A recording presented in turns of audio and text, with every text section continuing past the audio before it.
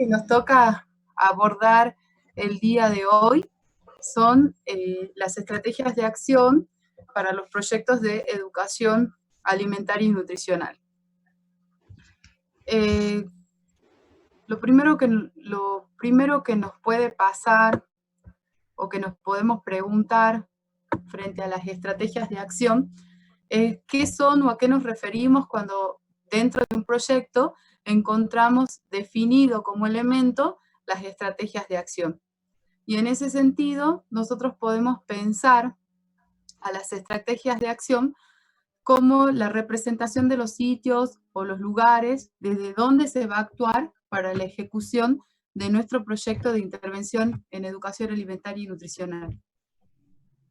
Como dentro de los elementos del proyecto, va a ser lo que nos va a permitir dar respuesta a ese dónde se quiere hacer o dónde se van a ejecutar esas acciones propuestas desde el proyecto. En educación alimentaria y nutricional, nosotros trabajamos con 4 estrategias diferentes.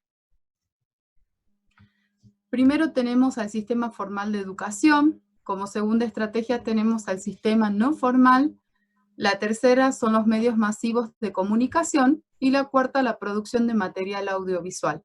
Lo que vamos a ir haciendo es tratando de comprender y de desarrollar un poquito cada una de estas estrategias para que podamos entender qué es lo que significa que en nuestro proyecto figuren como estrategias de acción el sistema formal y la producción de material audiovisual. Arrancamos con la primera, el sistema como estrategia, sistema formal de educación. Para eso nos podemos plantear, o podemos reflexionar, mejor dicho, ¿por qué deberíamos o podríamos accionar desde la educación formal?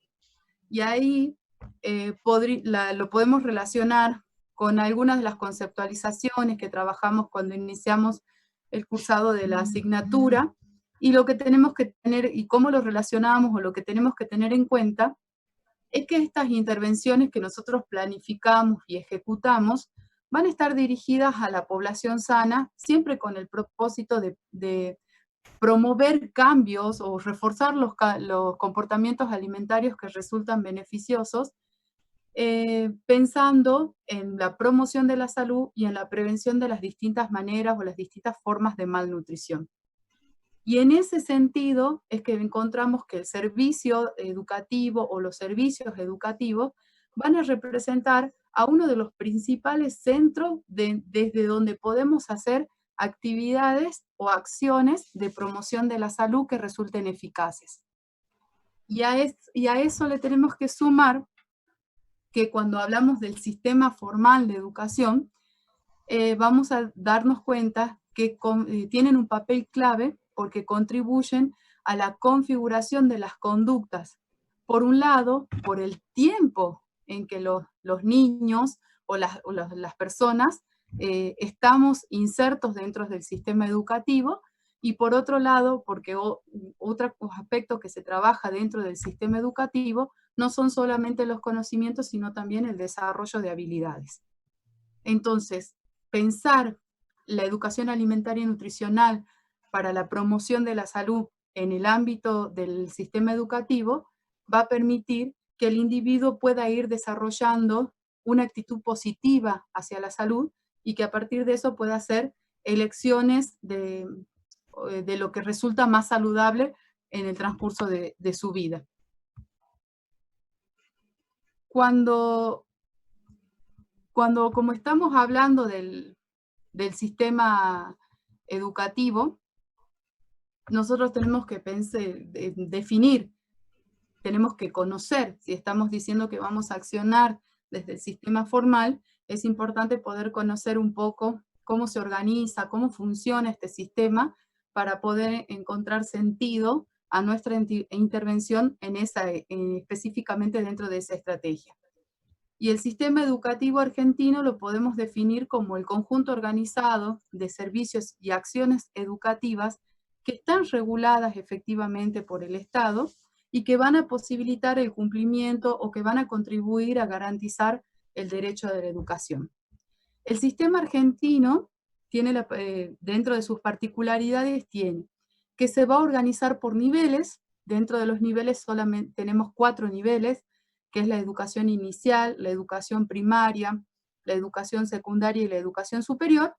Y esos 4 niveles a su vez también se pueden organizar en 8 modalidades diferentes.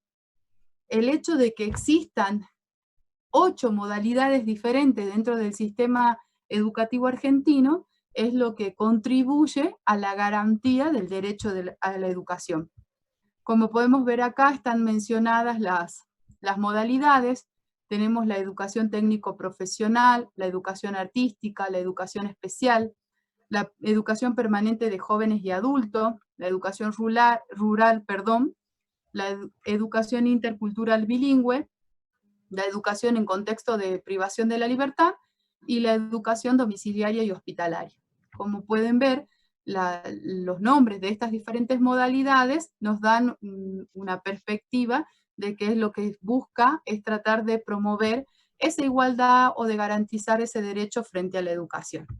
Bueno, y acá les puse para compartir a nuestra amiga Mafalda, donde también hacen referencia a esto, ¿no? De que la educación es un derecho, de que el Estado es el responsable de tutelarla y de regularla, y que bajo ninguna condición nosotros debiéramos prescindir de ese derecho o debiéramos ser vulnerados en ese derecho.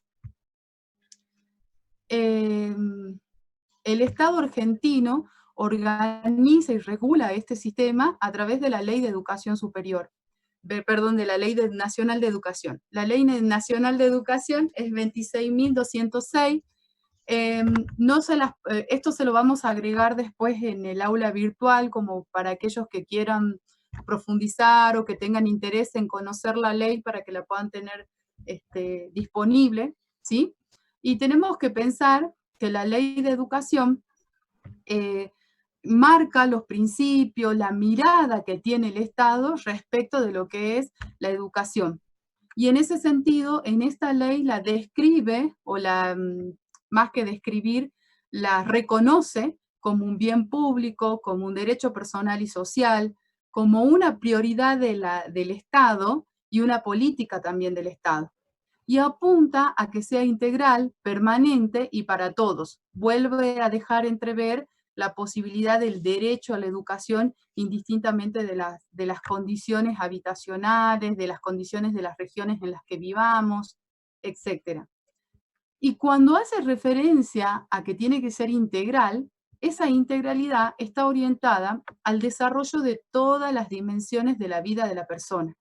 Es decir, que nuestra ley, nosotros no hablamos o no se enuncian solamente aspectos relacionados a los aprendizajes cognitivos, sino que también involucra el desarrollo, como habíamos visto, de habilidades y de conocimiento que tienen que ver con otras esferas de la vida, que tienen que ver con el prepararse para desarrollar una vida social más productiva, de prepararse para ejercer la ciudadanía, hacer valer los derechos. A eso apunta cuando habla del desarrollo integral. Y acá, justamente dentro de esta integralidad, también cobra relevancia lo que nosotros podemos hacer desde educación alimentaria y nutricional, porque es una esfera que apunta al desarrollo integral de las personas. De esta manera, como dijimos, vamos a intentar asegurar la educación de calidad con igualdad de oportunidades y posibilidades, sin que haya desequilibrios entre los niños o los adolescentes que van a la escuela en la provincia de Salta y aquellos que van a la escuela en Mendoza o en Tierra del Fuego o donde fuere. El Estado, ¿sí? El Estado determina la función del sistema educativo, ¿sí? Y eso lo va a hacer a través de lo que se denomina el diseño curricular. Este diseño curricular lo tenemos que entender como un documento que va a ir adquiriendo diferentes características, pero es un documento que va a orientar a la acción educativa, en la que se van a involucrar los principios y las indicaciones de cómo se tiene que llevar a la práctica esa acción educativa. Lo que va a hacer es darnos una organización de las experiencias educativas que queremos llevar a la práctica. Este diseño curricular, como dije, va a ir adoptando diferentes particularidades según el nivel en el que se vaya concretando o especificando su contenido y las indicaciones que ese diseño curricular le proporciona a las personas que forman parte de una comunidad educativa. Y acá podemos identificar, al nivel nacional lo vamos a reconocer como el primer nivel de concreción y de especificación del diseño curricular. En ese nivel, ¿qué es lo que ocurre? Se establecen las coordenadas de actuación del proyecto sociopolítico-cultural que va a orientar la práctica educativa. ¿Qué es lo que nos tiene que quedar principalmente de este primer nivel? Que lo que va a hacer va a definir generalidades, y esas generalidades se van a expresar en componentes curriculares que tienen que ser de obligado cumplimiento indistintamente de dónde nos encontremos dentro del país, y tiene que tener establecido también contenidos básicos comunes a todos los niveles, a las diferentes áreas y a las distintas jurisdicciones o provincias dentro de un país. Más adelante vamos a ver un poquitito también detallado cada uno de los niveles. El nivel jurisdiccional corresponde al segundo nivel. Vendría a ser la provincia, por así mencionarlo, ¿sí? En este nivel, ¿qué pasa?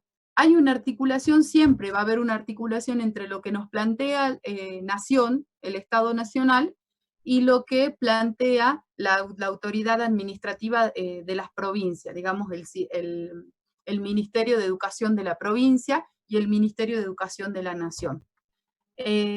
Lo que va a pasar en este nivel es que se va a contextualizar esa primera propuesta, esas orientaciones generales que nos ofrece Nación, se van a contextualizar dentro de la realidad de la provincia.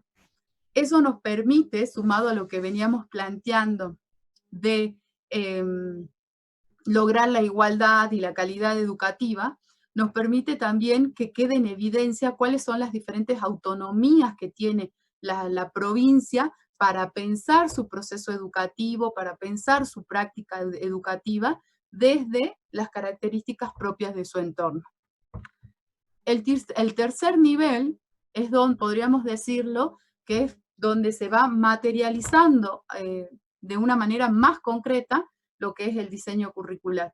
Pensemos que en nivel nación y en nivel jurisdicción, lo que estamos haciendo es definiendo qué es lo que necesitamos que esos niños aprendan o esos adolescentes aprendan, qué es lo que necesitamos o qué es lo que queremos que ellos aprendan en función de esa primera ley que tiene una visión respecto de lo que es la educación y para qué educamos.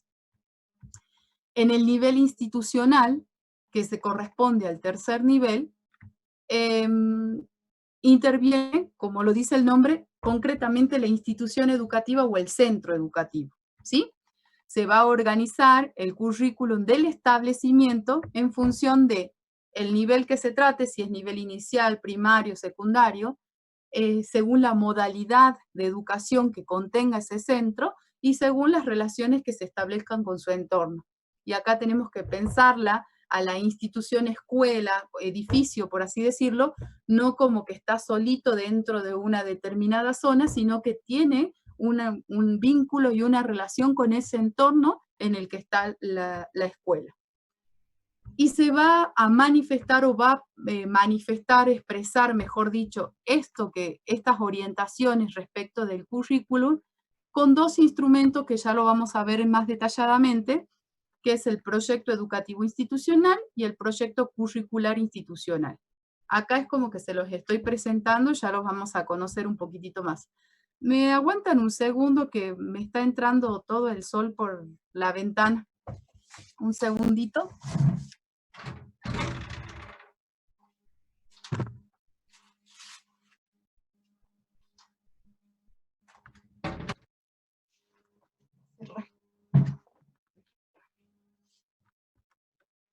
Bien. Y el cuarto nivel que nos queda es el nivel áulico, donde es concretamente donde se va a manifestar la acción educativa a través de las programaciones didácticas que el docente piensa para esa institución y para su grupo particular de alumnos o de estudiantes. Como les dije, vamos a ver un poco más detallado cada uno de los niveles, ¿sí? Dijimos que el primer nivel es el nivel nacional, va a establecer generalidades en términos de objetivos generales de la educación, qué objetivos generales se persigue por cada una de las áreas que componen a la educación, que los diferentes bloques de contenidos que se deben trabajar, las formas de evaluación que se pueden presentar, entre otros. Y eso lo va a establecer a través de dos herramientas, le podremos llamar. Los núcleos de aprendizajes prioritarios, que constituyen los contenidos comunes del sistema educativo, conforman un conjunto de saberes que ningún niño, niña o adolescente debe dejar de aprender. Estos núcleos de aprendizajes prioritarios están definidos por cada área. Es decir, tenemos núcleos de aprendizajes prioritarios para matemática, para lengua, para sociales, etc. Y lo que están estableciendo, para que lo puedan terminar de entender, es como un piso mínimo, teniendo en cuenta estas definiciones que se dan en la ley respecto de lo que es la educación, respecto del desarrollo integral de la persona, se van estableciendo estos núcleos de aprendizajes prioritarios.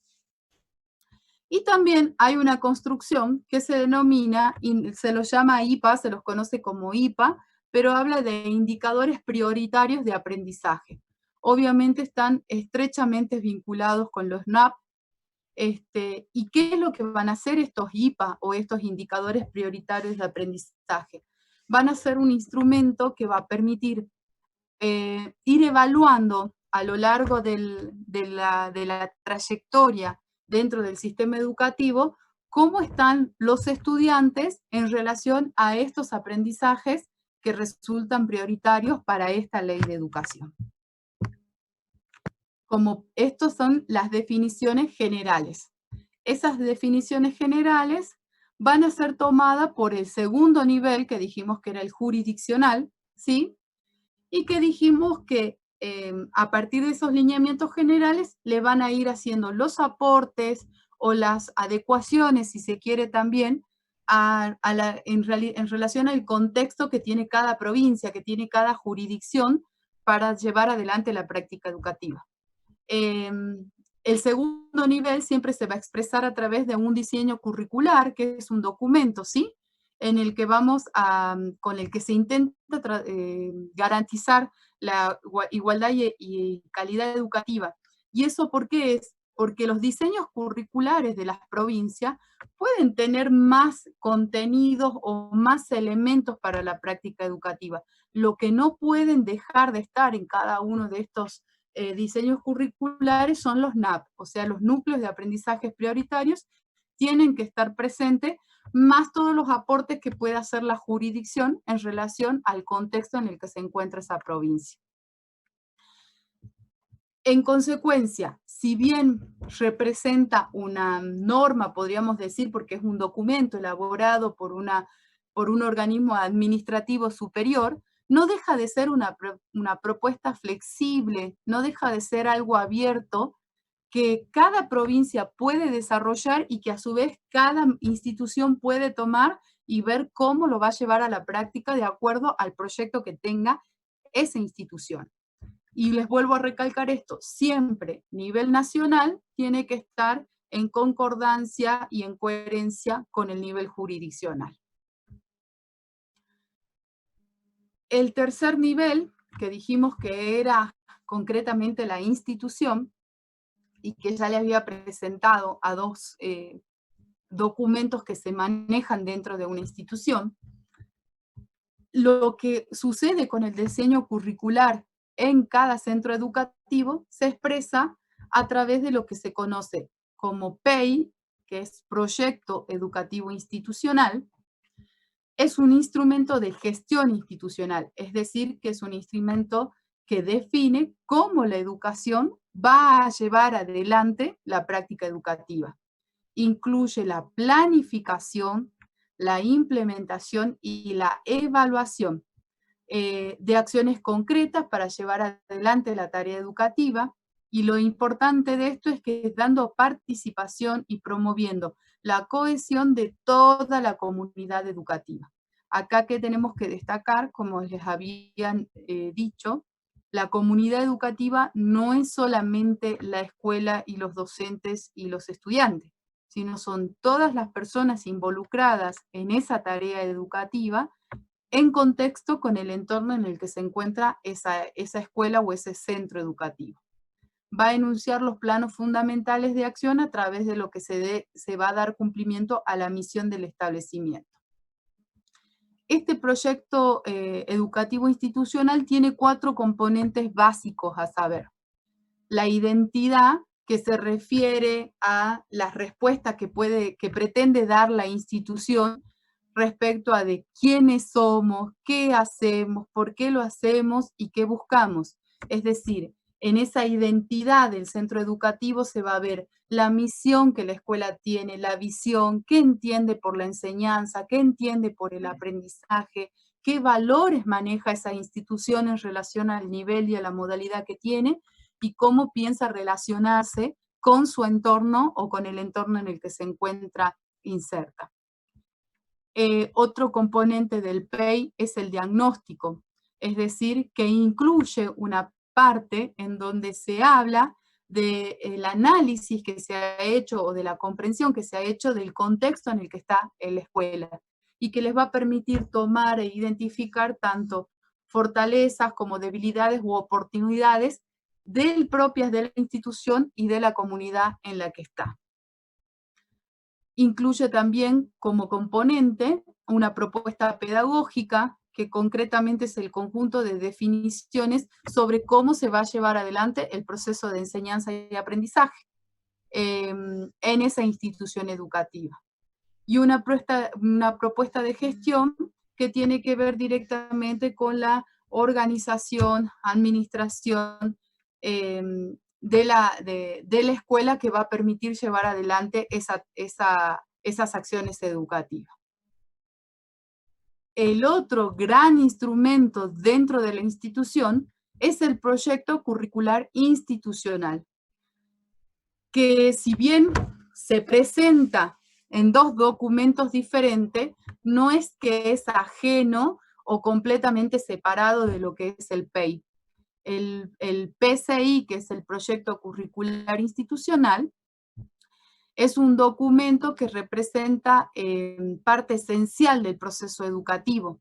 Es como todo eso que dice el PEI en relación a la misión, la visión, los valores que maneja esa institución y cómo esa institución se desarrolla, interactúa con su entorno, cómo se va a llevar adelante a través de las estrategias o las dinámicas concretas de la tarea educativa. Entonces, en este documento, ¿qué vamos a encontrar? La expresión o la selección y la organización de los contenidos, las metodologías con las que se trabaja, cómo se va a realizar el seguimiento, las estrategias didácticas que se empleen, y va a hablar también de cómo se van a evaluar no solamente a los estudiantes, sino cómo se va a evaluar también esa tarea educativa o esa tarea del docente. Y acá, como estamos diciendo que en este proyecto curricular institucional hablamos de selección y organización de los contenidos, vamos a ver que cuando nosotros entramos a esa institución y nos encontramos con estos documentos, que dentro de esos contenidos van a haber contenidos conceptuales, contenidos actitudinales y contenidos procedimentales, que son los que nosotros ya hemos venido trabajando. Obviamente que son contenidos relacionados con cada una de las áreas de trabajo dentro de la escuela.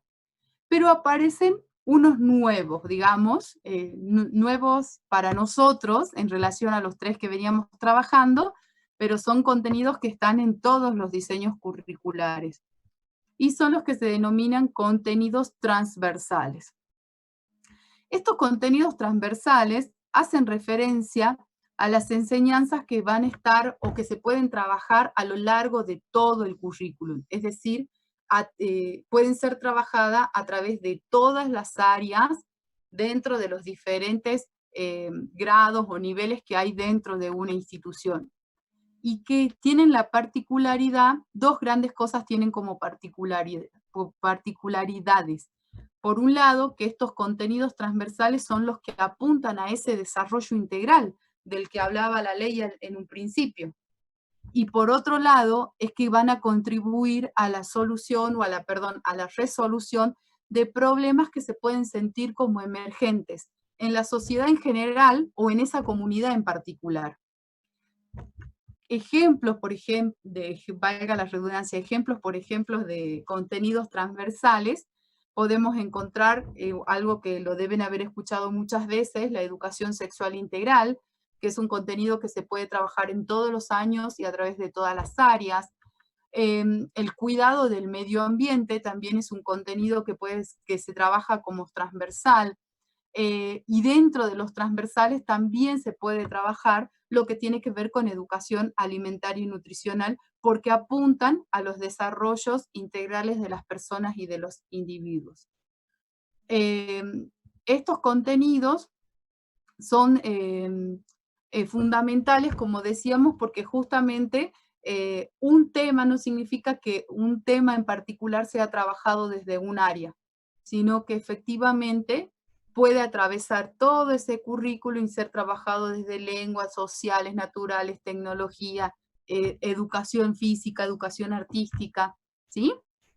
Otro contenido que se trabaja también mucho en esto es lo de educación en igualdad. Por ejemplo, es otro de los contenidos que se trabaja mucho como contenido transversal. Eso es lo que encontramos dentro de la institución y que va a abrir la puerta para la tarea educativa del docente, que va a ser el último nivel de expresión de este diseño curricular o de concreción de ese diseño curricular, que es el nivel áulico. Y como dijimos al principio, corresponde concretamente a la propuesta didáctica del docente para trabajar su área o sus áreas. Y acá, ¿qué es lo que tenemos que tener en cuenta? Que es en relación a la propuesta del proyecto educativo institucional y al proyecto curricular institucional, junto con lo que ese docente identifica de particularidades con su grupo de alumnos. ¿Sí? Esa es la última bajada, el último nivel de concreción de este diseño curricular. Y tiene diferentes maneras cuando nosotros nos acerquemos a una institución educativa o incluso con la tarea que nosotros hacemos de planificación de nuestras, en este caso de nuestras sesiones educativas o de nuestro proyecto, también podemos ver que la forma en que el docente planifica puede tener diferentes modalidades, pero los elementos que siempre van a estar presentes van a ser los objetivos, los contenidos, las metodologías o los métodos para ese trabajo y la evaluación. Dicho todo esto que nos permitió acercarnos un poquito a qué es lo que pasa con esta primera estrategia de acción, que era el sistema formal, nos queda preguntarnos entonces o decirnos entonces qué pasa con los proyectos de educación alimentaria y nutricional cuando se ejecutan a través de esta estrategia. Y lo que nos tiene que quedar en claro es que si nuestro accionar dentro del sistema formal es donde los objetivos, los contenidos y las metodologías que nosotros vamos a trabajar van a estar definidas o las vamos a encontrar previamente definidas dentro de ese diseño curricular. Es decir, el proyecto de educación alimentaria y nutricional está dentro del sistema educativo, pero no entendiendo el sistema educativo como el edificio escuela, sino como toda esta cascada de diseño curricular que se lleva hasta lo concreto que es el aula. ¿Dudas y preguntas hasta acá? Sí, desde el principio. Si no, sigo avanzando con la segunda estrategia. Bien. A ver si hay alguna duda. Estamos presentando las estrategias de acción entonces, ¿no? Responden a la pregunta. ¿Cuál era la pregunta? ¿Dónde se quiere hacer o dónde se van a ejecutar quiere? esas acciones? Bien. Es un elemento más de este proyecto que nosotros estamos ejecutando, que estamos planificando en realidad. Y recién vimos la primera de 4. Todo claro, dice, se entiende, profe. Dice. Ah, bien, entonces Es la avanzamos. mejor, dice. No, no dice es la mejor. Mentira. Vamos con la segunda estrategia Bueno, de pero acción. era un chistecito. Era un Vamos. chistecito malicioso. Bueno, vamos con la segunda estrategia de acción, que es la que denominamos sistema no formal, ¿sí? Que vendría a ser, podríamos decir, que es como la contracara de lo que acabamos de plantear, ¿sí? En el sistema no formal, o utilizamos la estrategia no formal cuando las intervenciones educativas de educación alimentaria y nutricional se planifica y se ejecutan sin responder a un diseño curricular. Y acá hay que ser bien expreso porque por ahí es lo que más confunde a veces dentro de las estrategias. Como les decía hace rato, la formal es que estoy dentro del sistema educativo. La no formal, ¿qué significa? Que los contenidos que yo elijo para trabajar y las formas que elijo para ejecutar esos contenidos no responden a algo que ya viene, valga la redundancia, de más arriba respondiendo a una ley, a lo que dice un ministerio provincial, a lo que plantea una institución y finalmente llega a lo que quiero trabajar con ese grupo objetivo o con esa comunidad. Está muy relacionado lo que nosotros hacemos dentro de la estrategia sistema no formal, está muy relacionado con lo que planteamos al principio, con la educación alimentaria y nutricional como una estrategia para la promoción de la salud desde la prevención primaria. Y habíamos dicho que la escuela era uno de esos principales centros para poder desarrollar esas actividades de promoción y todo lo que sea el sistema no formal dentro de los servicios de salud van a venir a representar esa otra gran pata, si se quiere. No es la única, porque nosotros vamos a utilizar sistema no formal como estrategia cuando trabajemos, por ejemplo, en los centros de jubilados, cuando trabajemos con clubes deportivos en distintos barrios o en distintas zonas, pero principalmente la promoción de la salud va a involucrar, por un lado, a la escuela y por otro lado, a los servicios de salud. ¿Para qué? Fundamentalmente para las acciones de prevención primaria. Cuando nosotros desarrollamos los proyectos a través de la estrategia Sistema No Formal, estamos buscando promover o contribuir a la seguridad alimentaria de esa población objetivo, de las familias de esa población objetivo, contribuyendo por un lado no solamente a que desarrollen una conducta mucho más positiva hacia la salud y modifiquen su comportamiento alimentario, sino que puedan, en definitiva, seleccionar y utilizar mejor los alimentos que tengan disponibles. Entonces, mientras que en el sistema formal, objetivo, contenido, método y evaluación estaba definido por la institución, cuando trabajamos con la estrategia no formal, los objetivos, los contenidos y los métodos seleccionados para el trabajo con la comunidad no están predeterminados por la institución pedagógica y por ese diseño curricular. Pero tampoco es una cosa así tan libre que yo vengo y hago lo que quiero, sino que tengo que considerar ciertos criterios cuando estoy dentro de la estrategia no formal. Y lo primero es la tutoría. Lo primero es el análisis de los comportamientos, actitudes y prácticas alimentarias de la población objetivo, es decir, el diagnóstico educativo. Yo tengo que tener información respecto de los comportamientos de ese grupo para poder pensar y planificar y ejecutar una intervención que pueda tener cierto nivel de éxito dentro de esa comunidad. Una vez que ya tenemos el diagnóstico, lo que sigue es cumplir con todo el proceso de la planificación. Y otra cuestión que tenemos que tener en consideración acá, que se relaciona con la conceptualización de educación alimentaria y nutricional, cuando dijimos que es un pilar, pero no el único.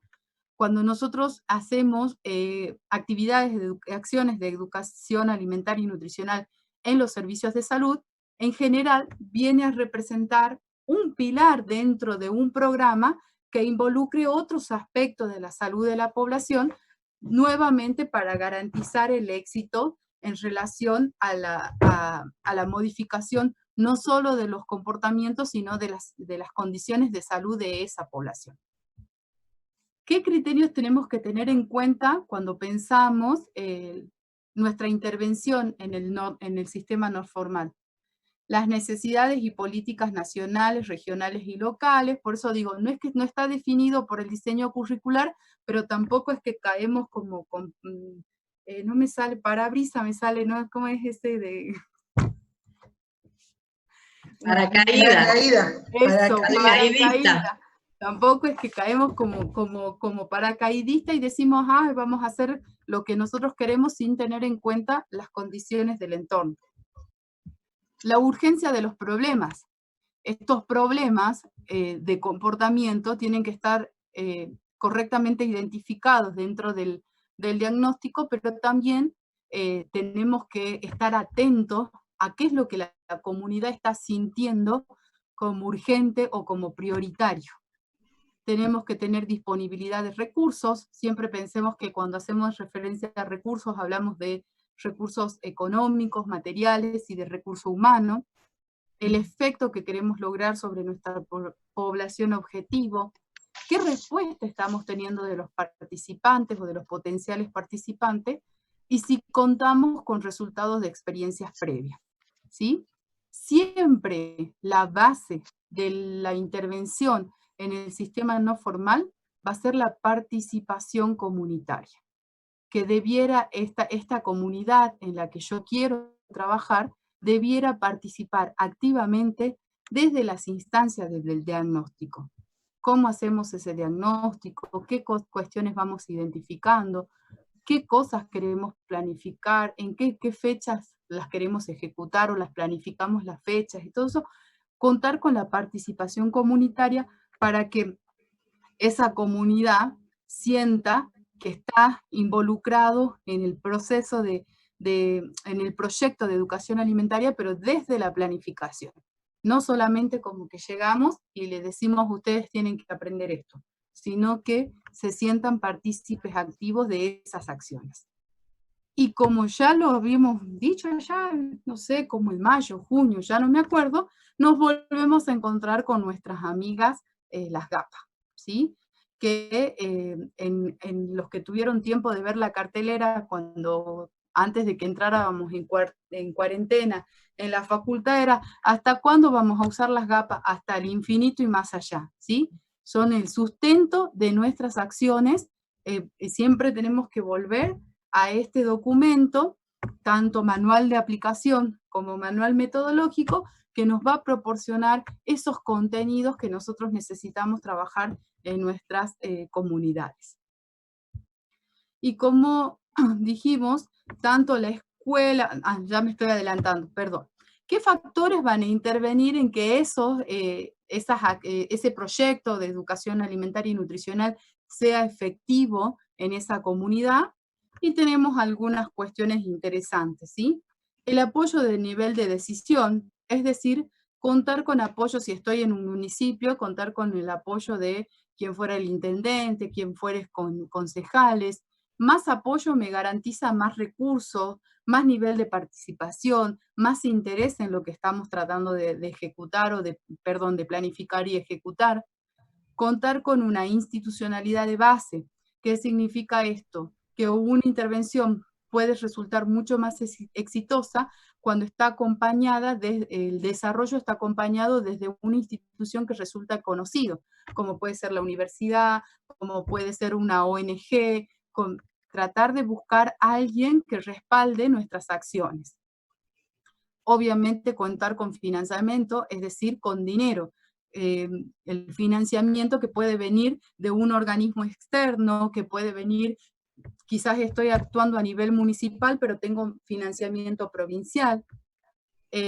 recurso humano multidisciplinario, y acá volvemos también con los primeros contenidos que nosotros hemos trabajado. Las intervenciones de educación alimentaria y nutricional pueden ser mucho más exitosas cuando no solamente lo desarrollan, en este caso, los nutricionistas, sino cuando hay una interrelación con educadores, con agentes sanitarios, con agrónomos, con antropólogos. Información de base y de vigilancia, acá esto es algo que todavía no conocen, pero se llaman SISBAN, son sistemas de vigilancia alimentaria y nutricional que nos van a permitir obtener información de qué está ocurriendo en relación a la alimentación de esa comunidad. Investigación permanente, coordinación intersectorial, también relacionado con esto que hablábamos. Si tenemos un equipo multidisciplinario, necesitamos trabajar también desde diferentes sectores, y vuelve a aparecer, última, pero no por eso menos importante, la participación comunitaria. Entonces, para ir cerrando estas dos estrategias, dijimos que la escuela y los centros educativos y los centros o los servicios de salud van a representar nuestros principales centros para las actividades de prevención primaria. Pero la educación alimentaria también puede planificarse y ejecutarse en prevención secundaria, en donde estaremos dirigidos a una población que presenta factores de riesgo, y que el propósito va a ser el mismo, tratar de modificar la conducta alimentaria que profundiza ese factor de riesgo o esa patología. Y en la prevención terciaria, generalmente está orientada a evitar o retardar el progreso de lo que son las enfermedades crónicas no transmisibles, y lograr un mejor control, una mejor evolución de la enfermedad, siempre que esté dentro de nuestras posibilidades. Pero ¿qué nos tiene que quedar así como puntos claros de estas dos primeras estrategias? Cuando trabajo en el sistema formal, tengo que estar dentro de ese sistema, es decir, responder a sus contenidos, a sus metodologías, a sus objetivos. Y cuando estoy dentro de la estrategia no formal, vamos a definir qué contenidos, qué objetivos, qué contenidos, qué metodologías vamos a trabajar con la comunidad, pero a través del exhaustivo proceso de planificación, contando con un buen diagnóstico y con una amplia participación comunitaria para lograr intervenciones que sean mucho más eficaces. Y ahora le paso el lapicito a la profe Emi para que continuemos con las otras dos estrategias. Bien. Vamos a ver ahora la tercera estrategia de acción, que son medios masivos de comunicación. Los medios masivos de comunicación son canales o instrumentos que permiten transmitir un mensaje a una gran cantidad de personas de manera simultánea. ¿Cuáles son los medios masivos de comunicación? Seguramente con las imágenes ya nos estamos dando una idea de cuáles. Si empezamos por abajo, ustedes pueden ver que está la tele, el periódico, el libro. Cuando hablamos de periódico, hablamos del periódico o bien las noticias periodísticas que están en materiales impresos. El libro, que de alguna manera el libro se ha constituido en un medio masivo de comunicación gracias a los avances tecnológicos que nos han permitido hacer estas producciones masivas, que uno dice, bueno, sale el bestseller porque se vendió en una cantidad impresionante. Entonces, bueno, por eso está dentro de lo que son los medios masivos de comunicación. La radio, que en la actualidad no es muy utilizada, creo yo, creo que la mayoría de la gente joven utiliza otros medios para escuchar música, o quizás para informarse, ¿no? Creo que eso es algo que está cambiando, estamos como en una transición. Sin embargo, hay lugares en la provincia, lugares muy remotos, donde quizás no tienen acceso a internet como lo tenemos nosotros, y se utiliza la radio. Y sin embargo la radio se constituye en ese medio masivo de comunicación porque por ahí la gente se entera de todo. Recordemos que hay gente que vive en fincas, en lugares muy alejados de las ciudades, entonces la radio es el medio por el que se comunican o se enteran de todo, ¿no? Y pensándolo desde una estrategia de acción como lo estamos trabajando, la radio antes, hace muchos años, yo recuerdo que mi mamá me contaba que ella escuchaban novelas por radio, se juntaban y eso era lo que hacían, digamos, llegaba el momento, así como uno sale corriendo ahora y dice, ¿me ves ver la novela? Bueno, antes decían, me voy a escuchar la novela. Y se reunían para hacerlo. Entonces, piensen que estas producciones de las que estamos hablando, estos contenidos generados, miren por todos los canales que se distribuyen. Internet, que ha sido la revolución total, de alguna manera es la globalización, representa la globalización. Nosotros por Internet, o gracias a este sistema de Internet, tenemos la posibilidad de poder ver, conocer un montón de situaciones. Si lo planteamos desde lo alimentario, uno no se podría imaginar que a través de estos medios hubiera podido conocer la historia de la producción de algún producto, de que hay productos que se hacen en lugares del mundo que acá nosotros no tenemos registro. Entonces, nos ha permitido unir y conocer situaciones que no teníamos, que quizás antes no lo hubiéramos pensado, ¿no? Y de alguna manera marca esto también el consumo, lo pensemos como nos va marcando también el qué quiero adquirir, cómo quiero hacer, ¿no? Van cambiando estos modelos que nosotros teníamos, que nos representaban, porque hemos tenido la posibilidad de alcanzar lugares y conocer situaciones que son innumerables y quizás hasta impensadas para nosotros. Y el cine, que de alguna manera, yo no sé si hay gente, muchas personas que les encanta ir al cine.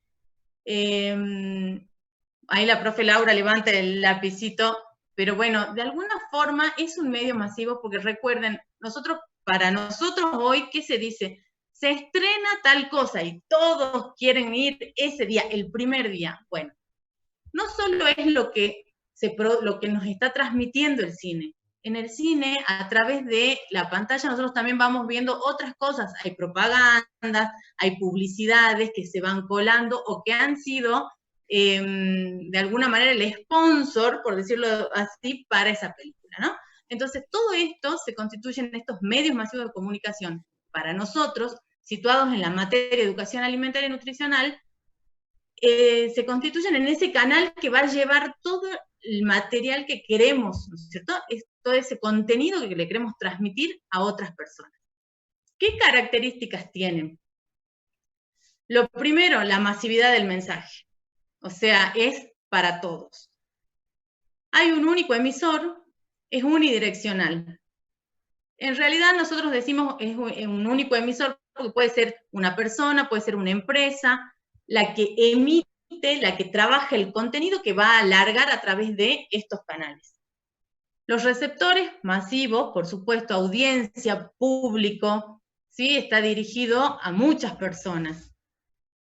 Puede, de alguna manera, recorrer distancias, grandes distancias, es lo que le permite, le da el carácter de masivo, la posibilidad de llegar a tantos lugares, y son abiertos. Esto quiere decir que lo que se produce llega a todas las personas, o por lo menos a aquellas que tengan acceso a todos estos canales, ¿no? Pero también tenemos que pensar que acá cuando decimos que está este único emisor y unidireccional, es alguien, lo pongamos en términos de una persona, que ha pensado qué mensaje quiere transmitir, ¿sí? Ese mensaje es para un grupo heterogéneo, porque es para un montón de personas que tienen características diferentes. Sin embargo, hay un manejo del lenguaje que permite que esas personas entiendan el mensaje, ¿sí? Entonces, hay todo un proceso atrás de los medios masivos de comunicación.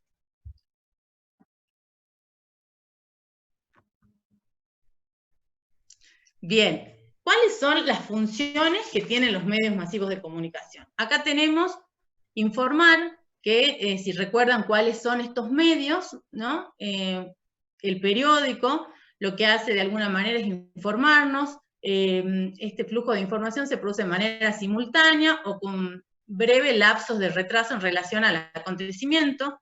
Esto de lo momentáneo, lo instantáneo, el ya, es algo que nos está caracterizando actualmente. Ustedes piensen la velocidad con la que recorre esa información, con la que llega ese manejo que tenemos. De alguna manera, lo que tenemos que pensar es que, o debemos pensar o creer, es que el medio que informa siempre trata de ser objetivo. ¿Sí? Y acá vamos a la otra función, que es formar opinión. Y entonces, si yo considero que cierto medio que produce la información es objetivo, yo tomaré esas ideologías, esos pensamientos, y voy a ir formando la opinión. Entonces acá nosotros tenemos que pensar en toda esta información que surge a través de diferentes canales en relación a la alimentación. Mucha de ella no tiene un fundamento científico, no sabemos quién lo produce. Y este respaldo, ¿no?, que encontramos atrás de la información es muy importante, porque realmente cuando nosotros hablamos de contenidos de educación alimentaria y nutricional o contenidos alimentarios, hoy en día se producen un sinfín de informaciones que no son veraces y que por ahí terminan confundiendo a las personas. Entonces, para que ustedes vean la fuerza y el poder que tienen los medios masivos de comunicación. Otra función que tienen es la de entretener, producen contenidos asociados al entretenimiento y la recreación.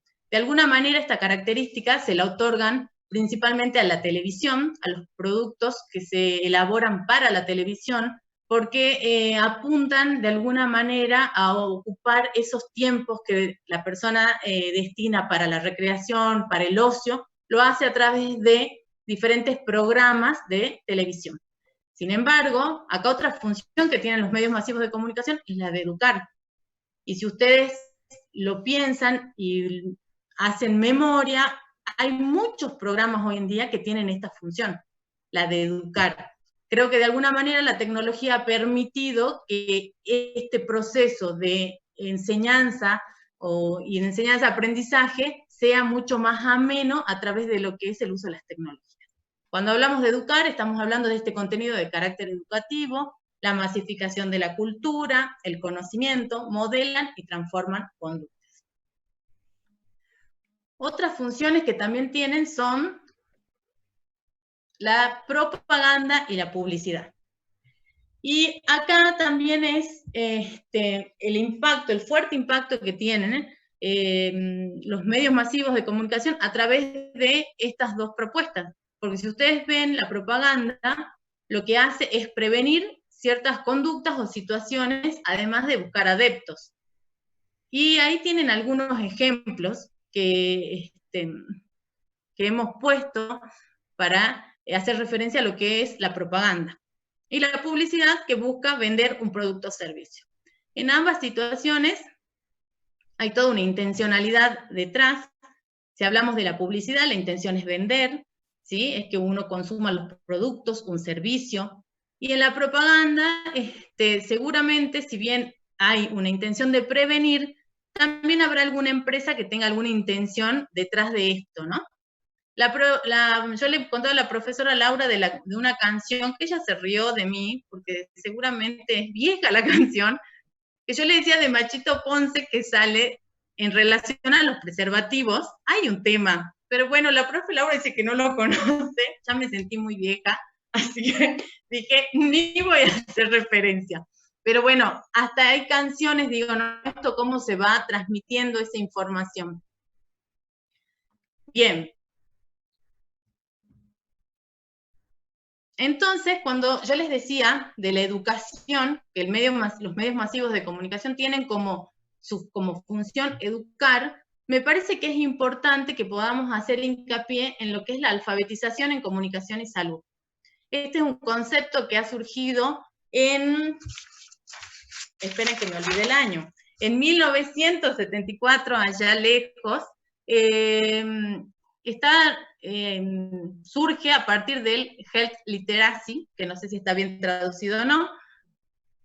La OMS también se hace eco de este concepto de alfabetización en salud y lo pone en términos de promoción de la salud y la define a la alfabetización como esas habilidades sociales y cognitivas que determinan el nivel de motivación y la capacidad de una persona para acceder, entender y utilizar la información de forma que le permita promover y mantener una buena salud.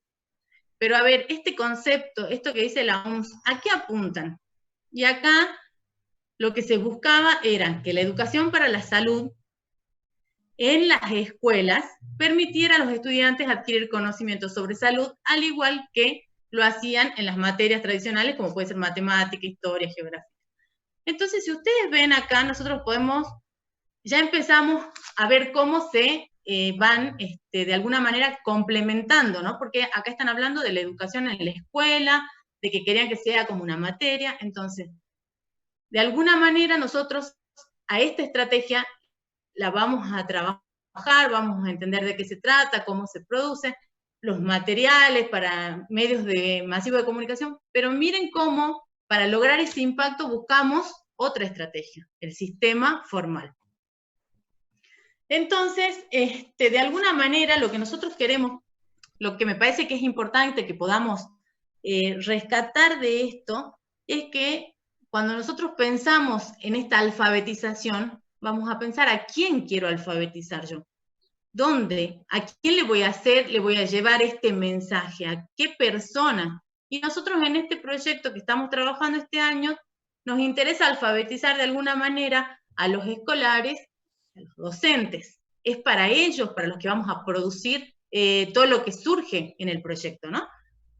Si bien en este proyecto nosotros no hemos abordado medios masivos de comunicación, podría haber sido una instancia. Entonces, es importante que podamos entender de alguna manera que el mensaje que vamos a llevar o lo que nosotros queremos transmitir a través de estos canales está buscando algo. Y lo que busca es, de alguna manera, que podamos aumentar conocimientos, habilidades, que adquiramos nuevas prácticas, ¿sí? Entonces, está pensado siempre desde la posibilidad de modificar un comportamiento o de reforzar un comportamiento. Acá cuando estamos viendo, vemos, el título dice Programación en medios masivos de comunicación. No es más ni menos que la planificación que uno va a seguir para poder producir este tipo de material. Lo que sí también está ahí es un gráfico que hace referencia justamente a lo que es la comunicación, ¿sí? Hay códigos, emisores, receptores, habla de los mensajes y los canales. Yo no me voy a detener mucho en esto porque ustedes seguramente ya lo vieron en otra materia, que es comunicación en nutrición, han abordado mucho más en profundidad este tema. Pero esto es algo muy importante porque nosotros de alguna manera estamos comunicándonos a través de estos diferentes canales. Entonces, tener en cuenta quién es el emisor, quién es el receptor, cuál va a ser el canal, qué va a ir en ese canal, cuál es mi mensaje, es importante. Y acá en el código, esto, ¿no? De la codificación, ¿qué voy a utilizar? Símbolos, letras, dibujos, ¿a quién va destinado? Bueno, todo eso es lo que entra en nuestro proceso de comunicación y es importante que lo tengamos en cuenta.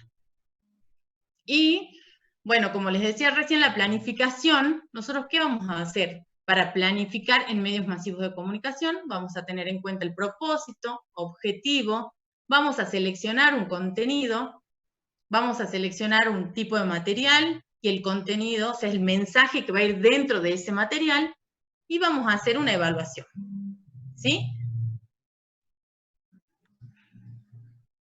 Seguimos. Bien. La otra estrategia es producción de material audiovisual. Cuarta estrategia. La producción de material audiovisual son recursos concretos que, empleados por los educadores, son auxiliares en el proceso de enseñanza y aprendizaje, en cualquier nivel y en combinación con las distintas estrategias de acción. Y esto es muy importante. Están como acompañando a las otras estrategias, ¿sí? Eso les tiene que quedar claro. Si bien nosotros lo trabajamos, vamos a clasificar, vamos a identificar cómo lo hacemos, es necesario que lo tengamos presente, esto que va acompañando al sistema formal, al sistema no formal y a medios masivos de comunicación. ¿Cuáles son estos materiales? Yo voy a producir qué tipo de material. Entonces acá tenemos materiales visual impreso, materiales auditivos y audiovisuales. ¿En qué difieren uno del otro?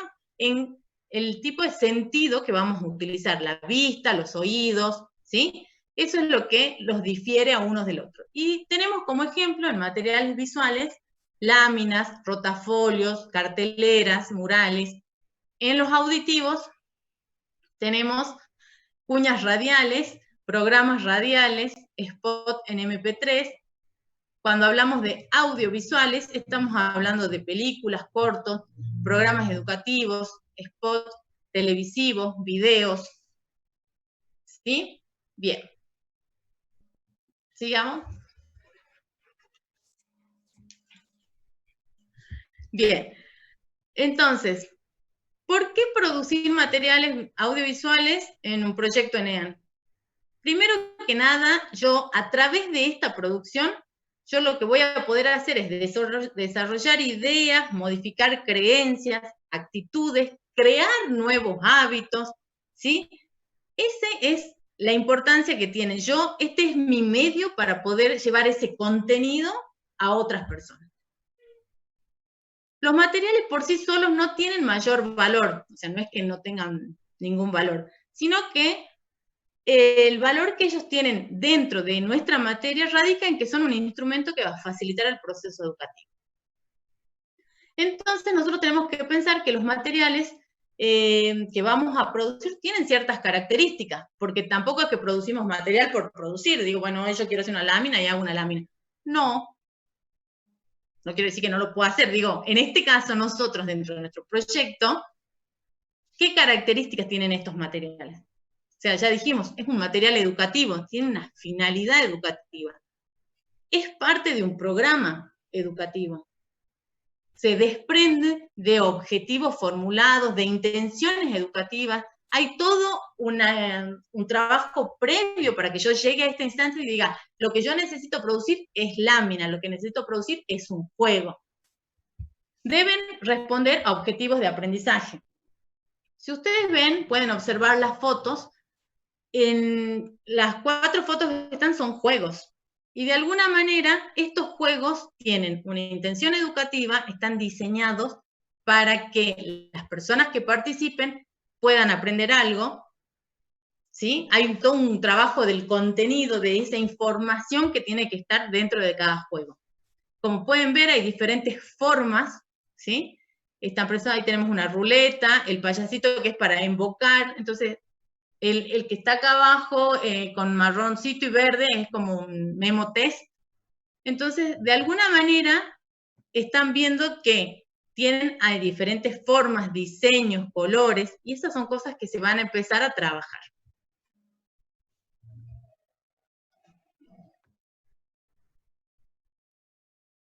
Bien. Como decíamos hace un rato, si bien vamos a tener en cuenta que los recursos, que los materiales, que vamos a trabajar tienen ciertas características como las que dijimos hace un rato, lo que también es importante que podamos entender y saber, si ustedes ven acá, yo puse un ciclo vital. O sea que están todas las edades contempladas. De alguna manera, lo que nosotros no tenemos que perder de vista es a quién va dirigido y qué características tiene esa persona, ese grupo, esa comunidad. En función de eso, yo voy a pedir la participación comunitaria, ¿sí? Que ellos sean parte de este proceso, de esta elaboración, que los materiales que vayamos a producir sean referidos a situaciones de la vida diaria, que cuando yo vea ese material me sienta identificado, que yo diga, sí, a mí me pasa eso, yo tengo que hacer eso. Que respondan a un objetivo o a objetivos de un programa educativo. Deben ser sometidos a prueba, así como recuerden ustedes cuando hicimos la validación del instrumento, nosotros en esta instancia vamos a validar nuestros recursos. Esa validación nos va a permitir identificar si no solo el contenido que tiene es correcto, sino el formato, las letras, los colores, en función de cada uno de los recursos, porque no es que vamos a utilizar criterios, se denominan estos criterios, están en función del tipo de recurso que utilizamos. Acá habla del cambio con periodicidad. Hace referencia cuando nosotros vamos, por ejemplo, a un centro de salud, en la salita de espera, o por algún motivo yo voy de manera frecuente a un lugar y siempre veo los mismos carteles. Entonces, a eso hace referencia el cambio con periodicidad, esta posibilidad de que cuando yo vaya vea algo diferente, ¿sí? Me informe de otras cosas. Bueno, habla del diseño, que estuvimos haciendo referencia, que el diseño tiene que ser sencillo, de bajo costo, con usos múltiples, y estos materiales, de alguna manera, tienen que respetar tradiciones, culturas, costumbres de la persona, de la comunidad a la que van destinados. Entonces, nosotros para poder elaborarlos vamos a seguir ciertos pasos.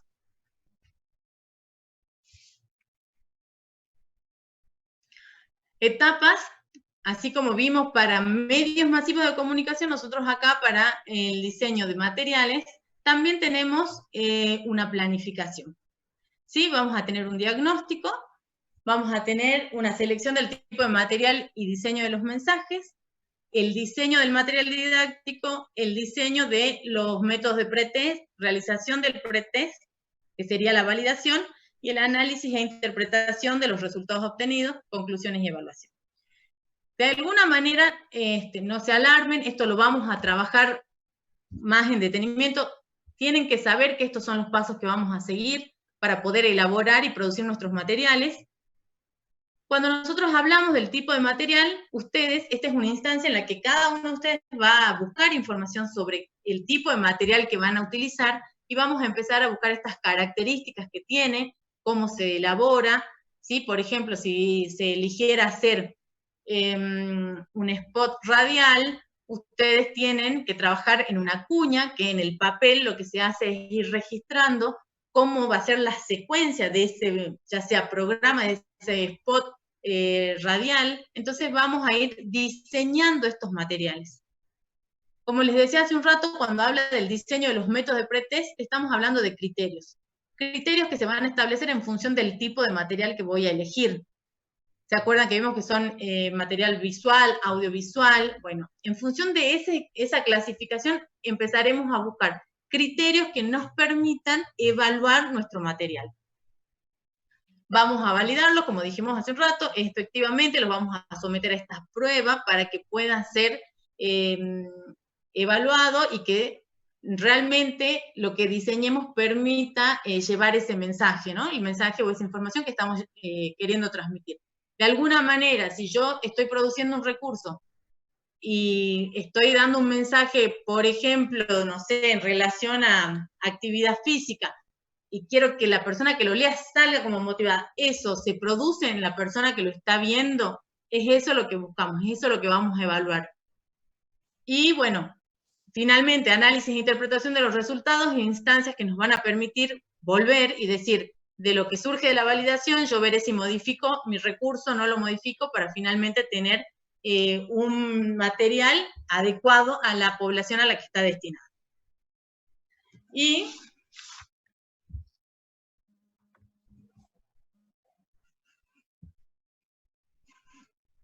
al fin terminó, aplaudan.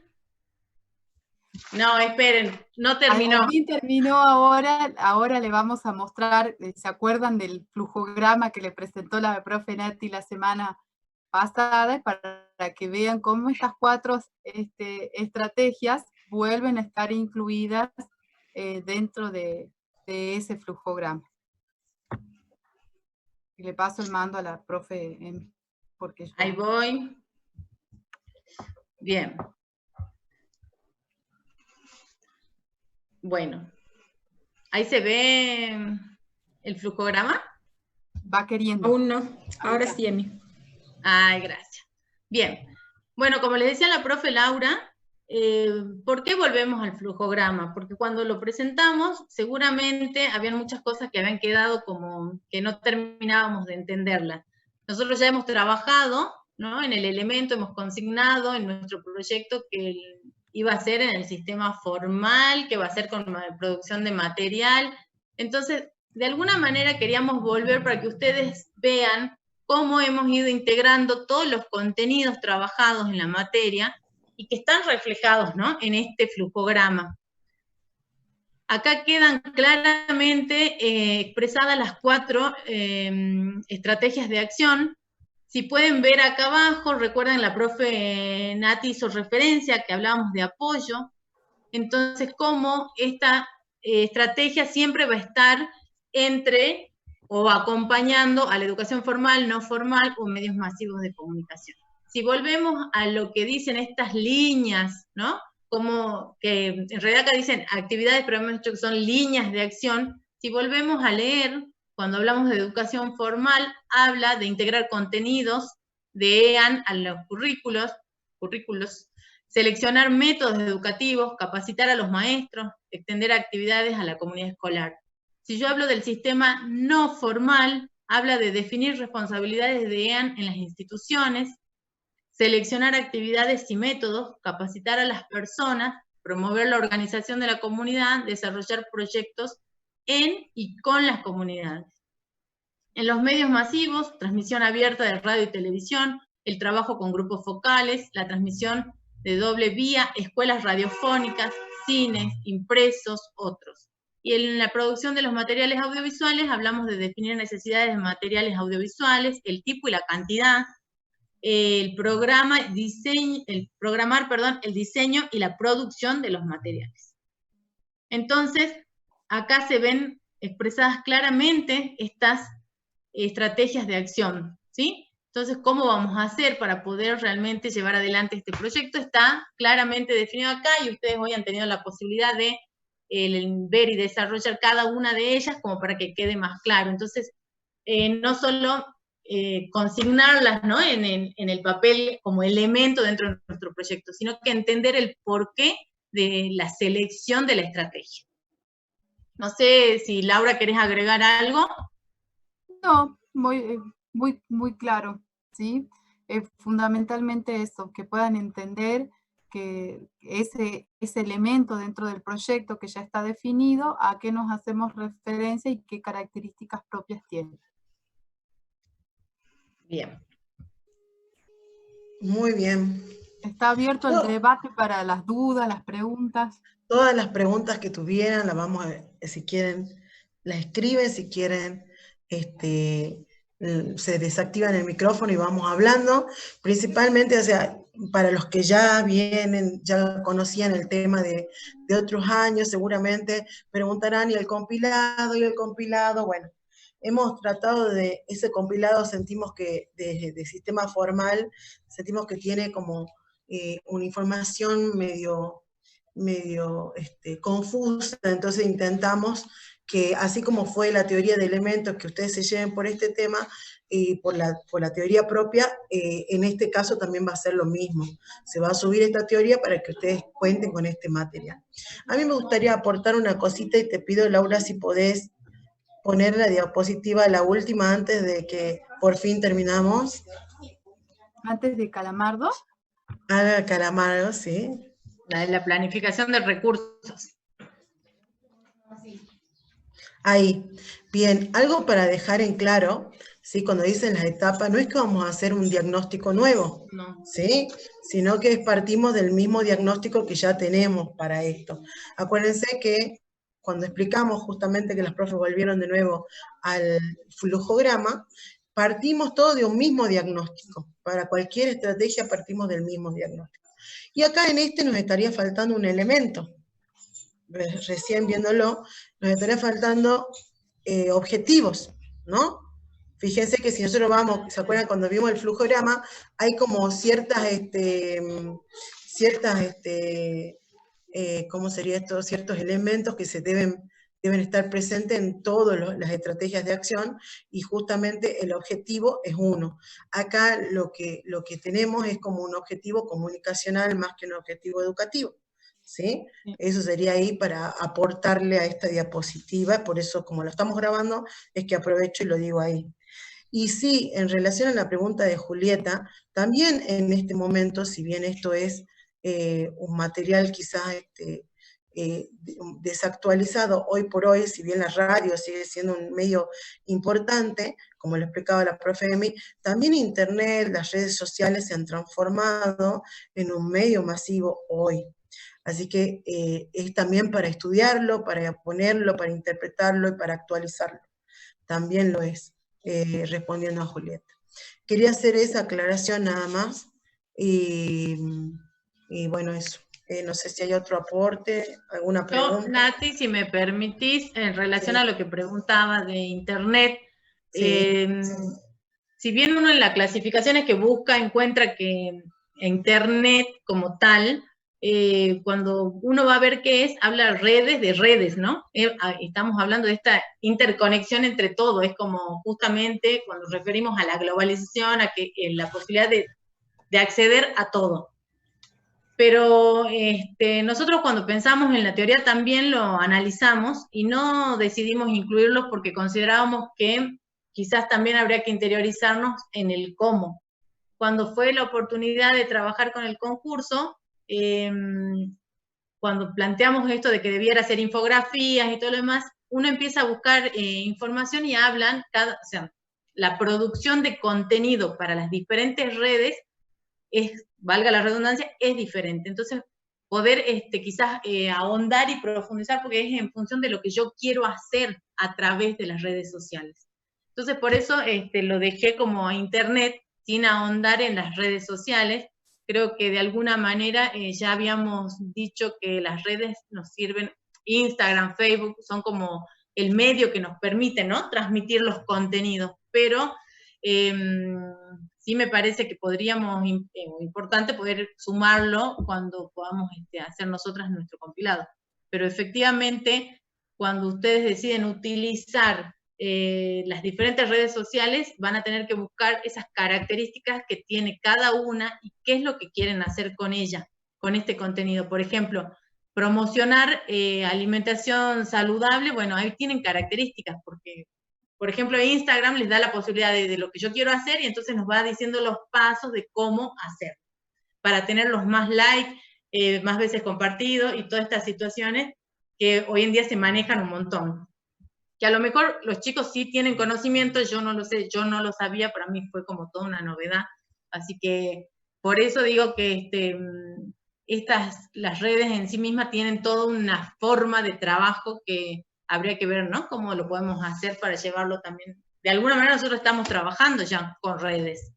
Entonces, poder darles la posibilidad de conocer y que ahondemos un poco en el tema. Verónica plantea si las redes sociales solitas se pueden utilizar como una estrategia de acción, o sea, realizar educación alimentaria y nutricional a través de las redes. Me sumo a lo que dijo la profe Emi, que es algo que probablemente está muy en auge, que requiere un análisis más profundo como para ver si realmente esos objetivos educativos que nosotros nos planteamos cuando pensamos y planificamos un proyecto de educación alimentaria realmente pueden lograrse solamente a través del uso de las redes y cómo se puede valorar después si esos objetivos se han alcanzado o no. Y pensándolo como medio masivo, me sumo también a lo que hablaba la profe Emi cuando hizo mención a lo que era la alfabetización en salud, que si bien se la piensa desde los medios masivos, no se los piensa como un único medio, sino que siempre en paralelo o acompañando a otro tipo de intervención que permita que realmente sea eficaz eso que estamos tratando de lograr.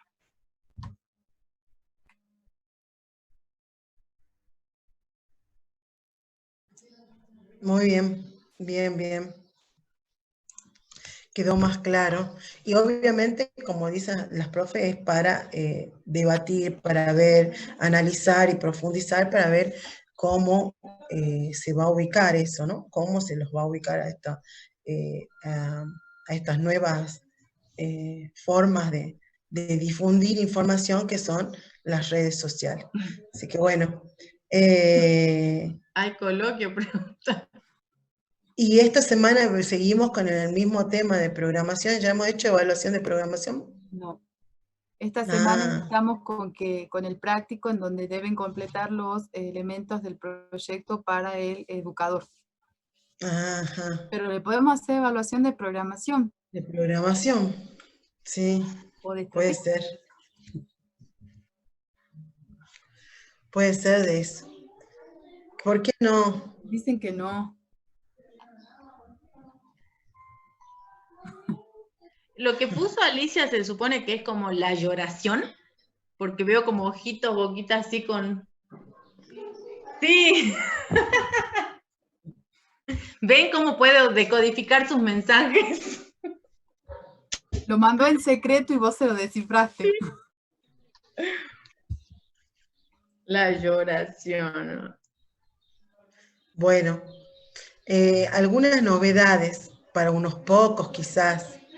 El día viernes estaría disponible el cuestionario de seguimiento para los que no pasaron esta tutoría, ¿sí? Que se hizo de seguimiento la semana pasada.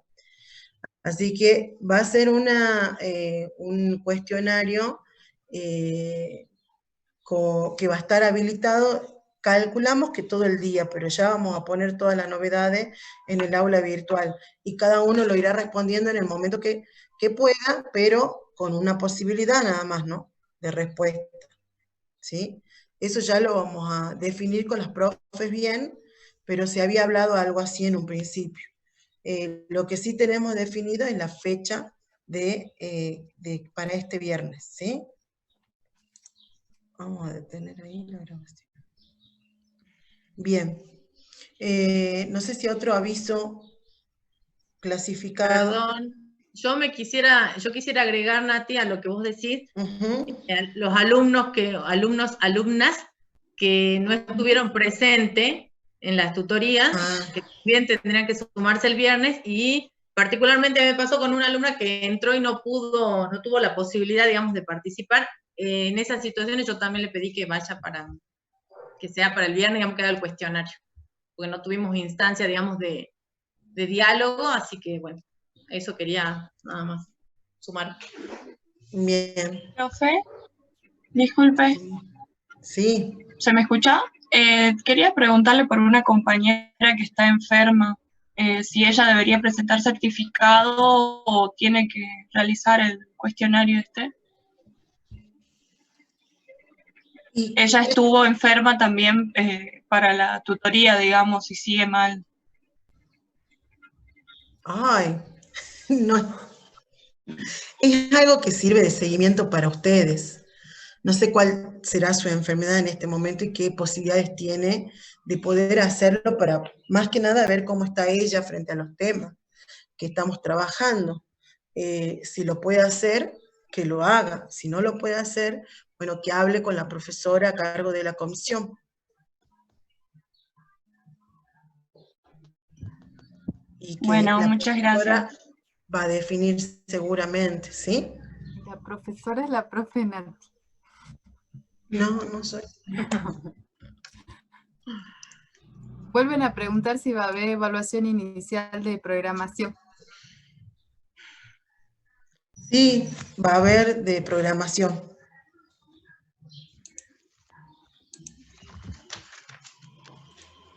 Ya respondí.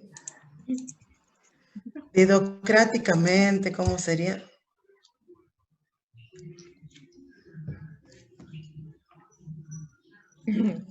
A cada grupo ya se le fue diciendo, a cada persona se le fue diciendo quién era la que pasaba a cuestionarios. Si no se les dijo es porque están bien, porque han pasado la tutoría.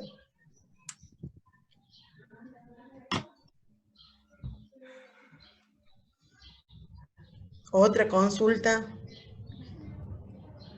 Ah,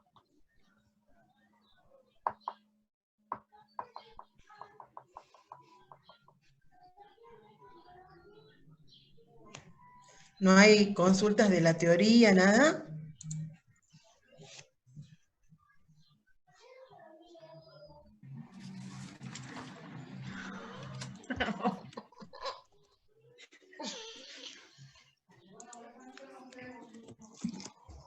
Podemos hacer paro de cuestionario, preguntan.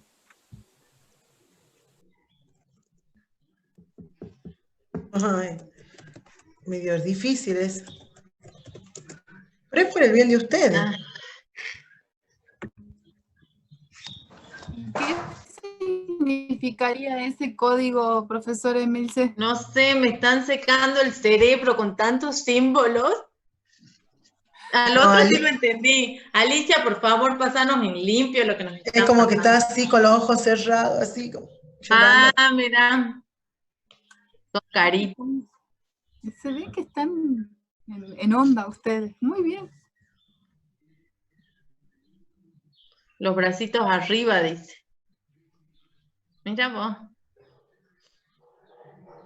¿Será que tenemos poca imaginación que no vimos los bracitos arriba? No, las estrellitas son los bracitos. Las manitas. Bueno, ¿algo más? Ahora sí lo vi. Sí. Ahora sí vi los bracitos. Sí. Vamos entendiendo.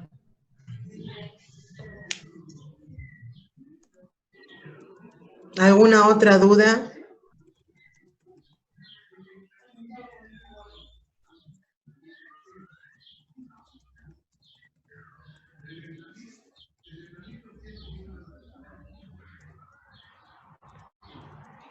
¿O están todos llorando, están todos mal? ¿Alguna otra duda? A ver, ninguna otra duda.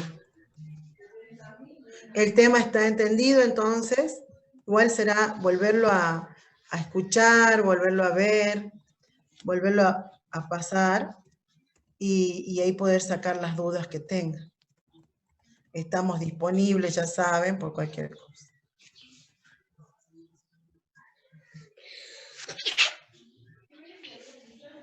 Yo tengo compañía hoy, acá cambié mi fondo porque estoy en otro lugar y entonces estoy rodeada de compañías hoy. Se ve una manito así que pasó por ahí. Sí, Ah. ahí quiere aparecer. Hola. Así que Hola.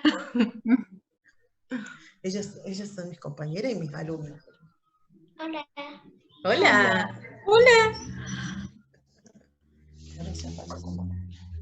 Y es difícil sostenerla a los chicos. Sí. Yo estoy acostumbrada a estar sola. Bueno, muy bien. Si no hay más duda, entonces hoy nos desocupamos temprano.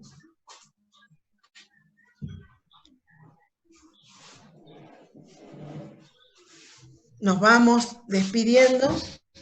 Pasamos los avisos que era lo más importante. Hay práctico esta semana, hay evaluación y tienen el cuestionario el día viernes. ¿Sí?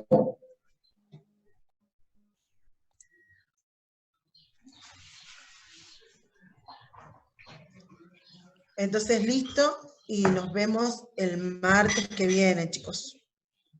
Seguimos, vienen tiempos duros, difíciles y con mucho trabajo, así que a prepararse, por favor. Y a ver si por lo menos se nos pasa el calor y el sueño en este horario. Que estén muy bien. Buena semana. Nos vemos. Nos vemos que estén bien. en el práctico.